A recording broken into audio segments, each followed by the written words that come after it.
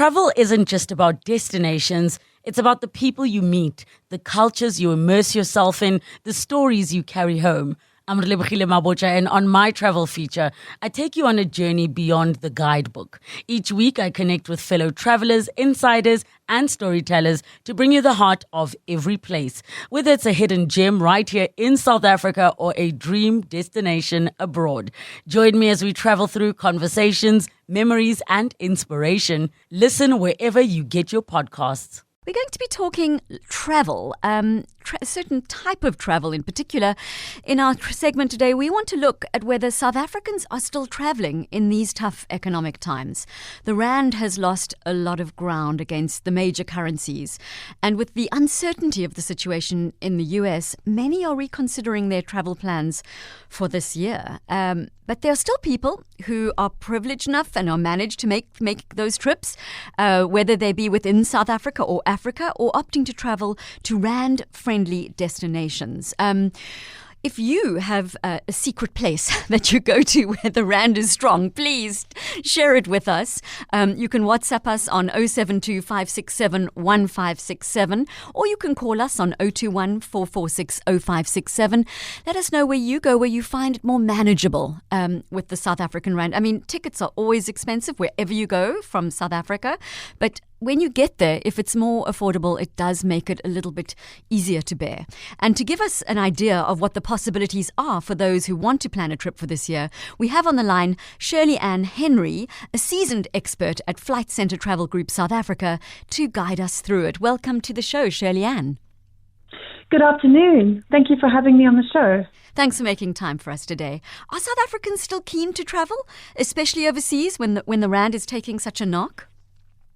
Absolutely. South Africans are resilient. I think the trend at the moment is a lot of them will maybe not go as often and maybe set aside their funds and maybe travel once a year as opposed to 2 or 3 times a year like they used to.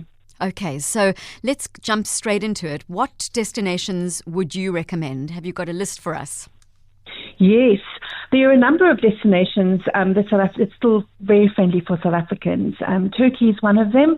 The lira and the rand are pretty much a similar buying power, so you could easily get a package deal for Turkey, which will be very cost effective for the South African market. And then we've also noticed that Brazil is on the up and coming with destinations, with cappuccinos and meals pretty much on par with what you would pay here in South Africa. So it may be taking a destination that's off the beaten track. Mauritius is still a great value packaged holiday for families because you get that all-inclusive deal where you have all your meals half board, dinner and breakfast included, and you're pretty much budgeting your expenses up front before you actually arrive in the country. You know what you're in for. Yeah, that makes sense. Okay, and somewhere like the Seychelles, which is so near to Mauritius, is a much more expensive destination, isn't it? Seychelles is a little bit more, it does cost a little bit more than average islands, but you'd have to probably look at maybe self-catering accommodation. But then again, it's all the extra costs. It's the taxis to and from the markets. It's negotiating, getting your going shopping and getting your food, etc., etc. And remember, the islands, a lot of the... Oh, I think we just lost Shirley-Anne for a second there, but just to recap on what we're discussing, my guest is Shirley-Anne Henry, and she's a seasoned expert at Flight Centre Travel Group in South Africa. She's guiding us on rand-friendly destinations for South Africans to visit. I'd like to know if you have travelled somewhere recently where you found the rand more manageable. We'd like to hear from you, a reminder of our numbers, or if perhaps you'd like to ask Shirley-Anne Henry a question, you can call us on 021 446 0567, or you can WhatsApp message or send a voice note to 072 567 1567. Shirley-Anne, are you back? Are you back on the line? I'm back. There? Sorry. Oh, sorry about that. We lost you for a second. Often when you're traveling to a destination that you haven't been to before, you feel always like you're being ripped off, because you feel like because you're a tourist, you'll go the safer route, So, yes. Does your company guide the tourists on where they should stay, or is it just about the flight? No, absolutely. We are travel experts, so we would be able to advise you of any hidden costs that might arise, give you some travel tips. Our travel experts are generally very well traveled, so they'll have up-to-date information on certain destinations, and we get feedback from other travelers, and they'll be able to share that with travelers that are wanting to go and travel. So I think consulting a travel expert is definitely worth your while, and also, looking at the flexibility, giving you tips and hints of how to structure your planned trip. Structuring your planned trip can save you a lot of money if you structure it correctly. Okay, that makes sense. A colleague who takes regular European holidays was chatting to earlier in the office, and he's been so put off by the prices this year that he's going instead to Kenya for his holiday. Are African countries more budget-friendly for us? And which ones are popular? Yes, African countries are on the up and rise again. Vic Falls and Zimbabwe are big ones that's coming up because it's cost effective, especially for families. There's a lot of activities that you can do, and it is rand friendly. So yeah, Kenya is definitely up on the rise. Mombasa as a sort of a beachy resort. Then you've also got obviously Victoria Falls in Zimbabwe, and the smoke that thunders is the reason why a lot of people go to Vic Falls. Yes. I've heard some friends talking about Lamu being a popular destination. Is that somewhere where any of your clients go? Not many, because we mainly deal with family holidays. Yes. So you want to be family friendly, Okay. and also you get some people that are nervous travelers who would want to go somewhere where it is familiar. Yeah, that is true. What about Thailand? Is it still a value for money destination for South Africans? Thailand, the prices now currently are a little bit more than what you would have paid like 5, 6, 7 years ago, obviously with the inflation and the South African rand. But it is still value for money. If you plan carefully and you get a package deal which includes your breakfast and your flights, then it leaves you the afternoon to go and explore street food, which will probably be more cost effective than eating in a restaurant or a hotel. So there are still cost effective options there, as well as Indonesia and Bali as well. What about Vietnam? I've heard that has become quite a popular destination. Vietnam is also a great option. You just need to make sure that you've got enough time to get your visas organized.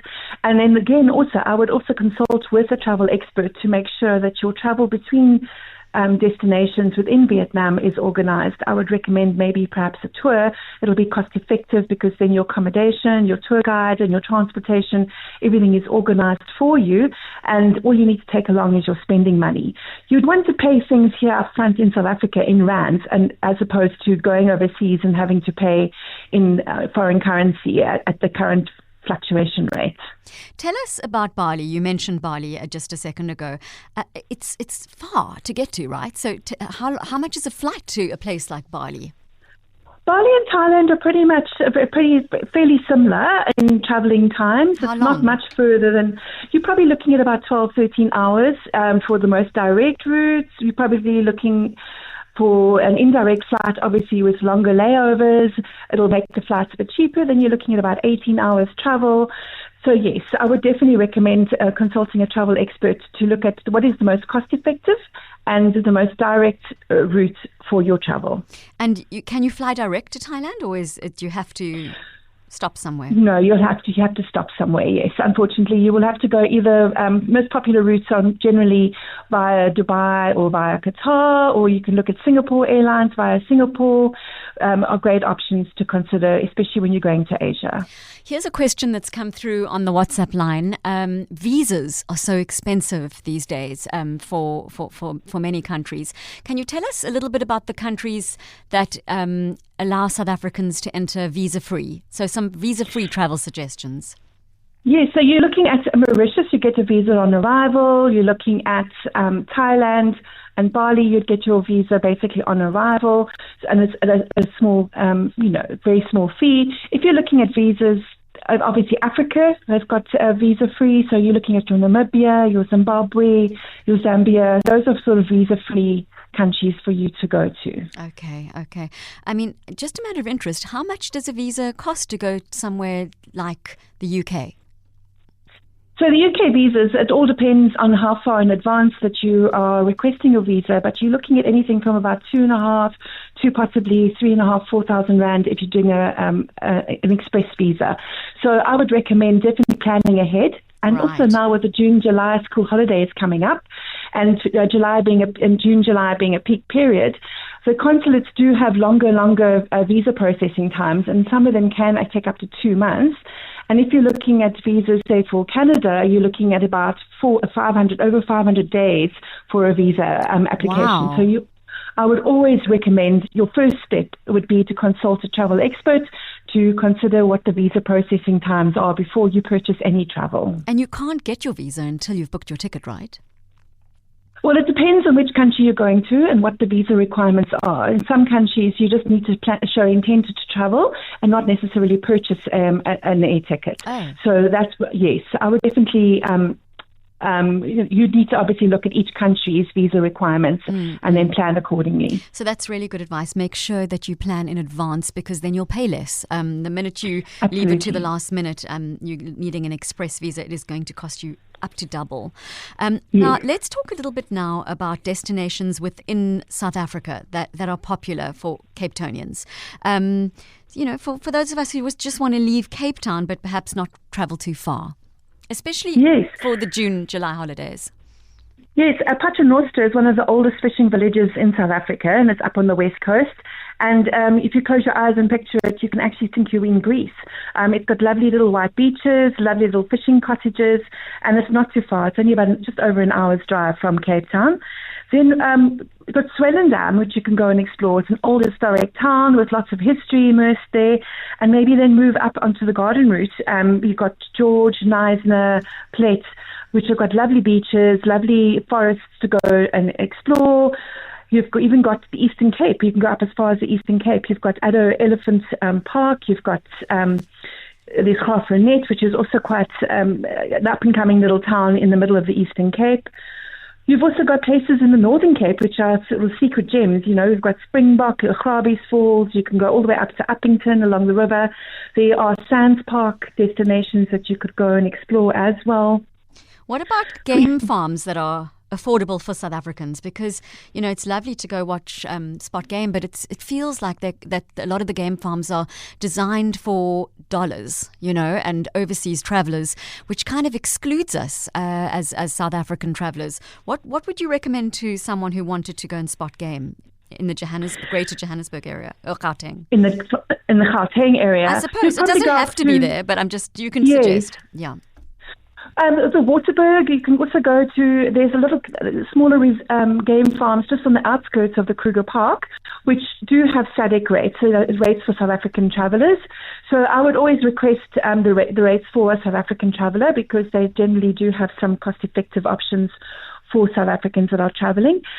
We've got just outside Sun City, you've got the Pilanesberg, there is Bakobang, there's a couple of other little smaller game lodges that you can consider.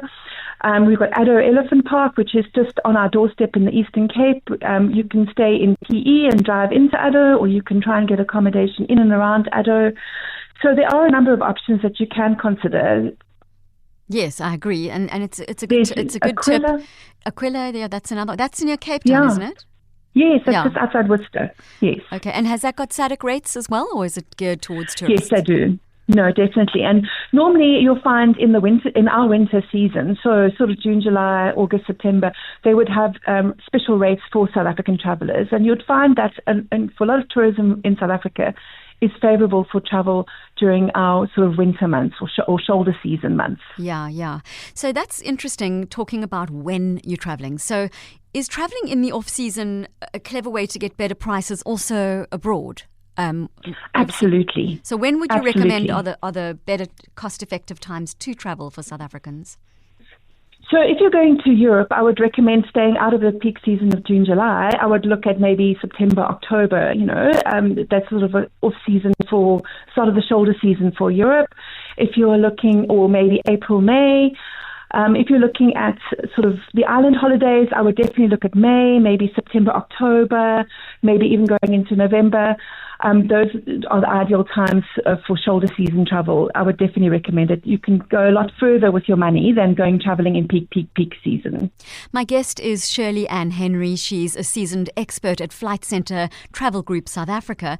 She's guiding us through rand-friendly holidays for South Africans where we can go and not feel like we're breaking the bank. If you'd like to ask her a question, you can call us on 021 446 0567, or you can WhatsApp message or send a voice note to 072 567 1567, or perhaps you've got a suggestion for a rand-friendly destination that you've been to recently. We'd love a tip from you, because that is really how you learn, is from other travelers who give you word of mouth suggestions, where to eat, where to stay. Here's Michelle on the WhatsApp line. She says the cheapest and best holiday destination for her has been Vietnam and the Philippine Islands. What do you know about the Philippine Islands, Shirley? The Philippine Islands, yes. If you're backpacking and traveling off the beaten track, can be cost effective. Your flights will obviously cost you a little bit more. So, but yeah, definitely plan ahead with your flights. But the El Nino area, definitely, there's lots of little beach huts that you could possibly stay at. Looking at street food. Definitely a cost-effective destination for South Africans. Here's a question about the Maldives, which one of our listeners would like to know. When is the best time to travel there? Maldives, I would travel out of peak season, out of monsoon area. So monsoon time will be sort of February, March. Maybe the shoulder season, April, May. Out of peak season is the best time to go. With the Maldives, it is important for a South African, is to look for an all-inclusive or fully inclusive package. And remember, there are different types of fully inclusive and all-inclusive. So always check what is included. Reason being is that your drinks and your meals could cost you a penny, because obviously everything is flown into the island. So that's why I would recommend definitely doing, a breakfast and dinner included, and maybe some of your drinks packages included in that deal, as well as your transfers, your plane transfers. Yeah, and alcohol is often very, very expensive. I wasn't sure if they did allow alcohol in the Maldives. I've read that somewhere. Yeah. They do at the resorts. Yes. At the resorts, okay. So that's a good point. You can get more value out of a booking on a package holiday with flights and hotels included, right? That's correct, yes. Especially with the islands, huh? Absolutely. Because the islands, if you're doing it on your own, you're going to be paying extra for your transportation every time you need to go to the shops. Whereas if you're booking into a resort, you get your dinner and your breakfast included, gives you free time at lunch to go and explore street food when you're out and about sightseeing, but at least try and have your breakfast and your dinner included, so that it'll reduce the costs. Every time you say street food, I'm like thinking, that's like often a scary thing when you're traveling, because you want to be able to go, to the right place so that you don't get any kind of stomach bug or anything like that. So I think getting some advice about which street food to eat is also quite essential. And in which market. Yeah, which markets, because it can end badly. Here we go. Hello, Bianca, and to your guest. It says, Graaff-Reinet is an absolute gem of the Karoo. I think that's what it's known as, actually, the gem of the Karoo. Yes, that's correct. Well worth the visit, and even more so now with the Roo Bridge Fossil Collection. Oh, that sounds exciting. A globally recognized and private collection of Karoo fossils on display at the Karoo Origins Fossil Centre in Graaff-Reinet, and that's from Dee in Tableview. Thank you for that recommendation, Dee. That really interests me. So I'm interested in fossils, so I would like to visit there. I wonder if there's a place to stay in Graaff-Reinet that someone could suggest. One of our Cape Talk listeners will know. So if there's a place that you could recommend in Graaff-Reinet to stay, we would love to hear from you. You can call us, or you can send us a WhatsApp on 072 567 1567. Any other suggestions from you, Shirley-Anne?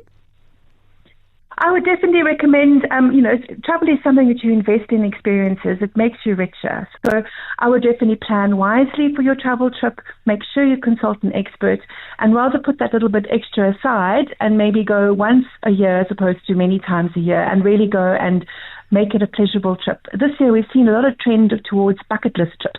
So really put the money aside for that bucket list trip, and then plan carefully about how you're going to get there, what you're going to do and see. Consult the tourist information bureaus for the free walking tours, and things that you can do on a shoestring budget within the city or the place that you are visiting. So planning is key. So, don't just book on a whim somewhere, unless you're the kind of person who's happy to take a backpack and just, but if you are, as you say, booking a family holiday and it's not just you on your own, then you do need to plan in advance because there's extra mouths to feed. Here's a WhatsApp that's come through. Maybe, I'm not sure if this is in your jurisdiction, Shirley-Anne, but it's Yunnan province in China is great. It's often cheaper to travel to the east than to holiday in South Africa, and that's from Mershid on the WhatsApp line.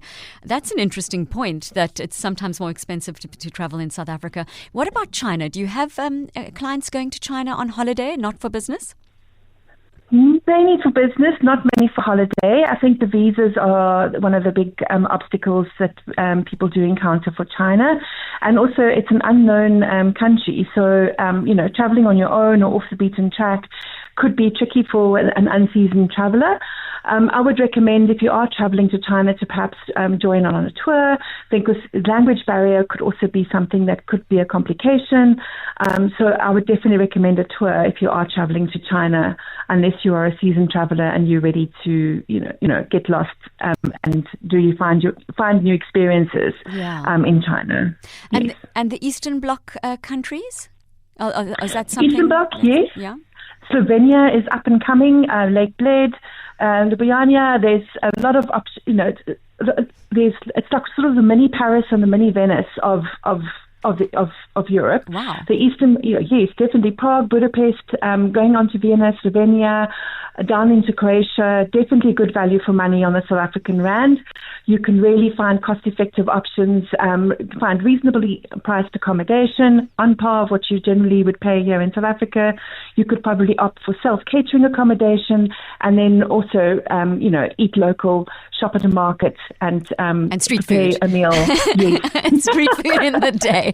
Okay, thank you so much for your time today, Shirley-Anne Henry. And people can get you on the website, Flight Centre Travel Group South Africa, if they want to find out more. Thanks for your time.